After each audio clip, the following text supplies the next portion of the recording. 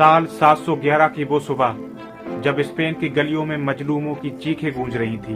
बादशाह रॉडलेट का जुल्म इतना बढ़ चुका था कि लोग आसमान की तरफ हाथ उठाकर अल्लाह से रहमत की दुआएं मांगते थे। और फिर एक दिन उन मजलूमों की दुआओं ने आसमान को चीर दिया और फिर अफ्रीका की सरजमीन से उठ खड़ा हुआ एक शेर।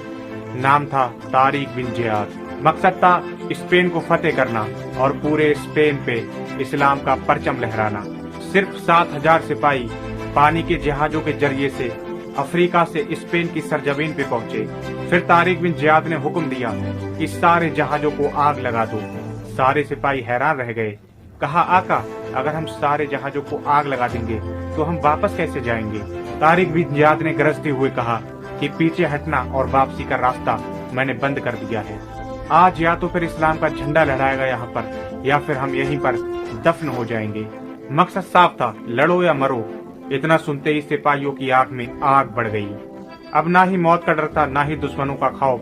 बस दो ही मंजिलें थी, या फिर शहादत या फिर फतेह। और फिर सामने लाखों का ईसाइयों का लश्कर था और पीछे समंदर की लहरें। और फिर क्या था, लड़ाई शुरू हुई। लाखों की स्पेनियों की फौज मुसलमानों पर टूट पड़ी। और फिर क्या था, तलवारें टूटी। वो ऐसी लड़ाई थी कि पूरा मैदान खून से भर गया। सूरज डूबते डूबते वो लाखों की स्पेनियों की फौज घुटने पर आ गई। और फिर स्पेन की धरती पर इस्लाम का परचम लहराने लगा। और फिर उसी दिन से स्पेन की मिट्टी पे इल्म, इंसानियत और रोशनी का दौर शुरू हुआ।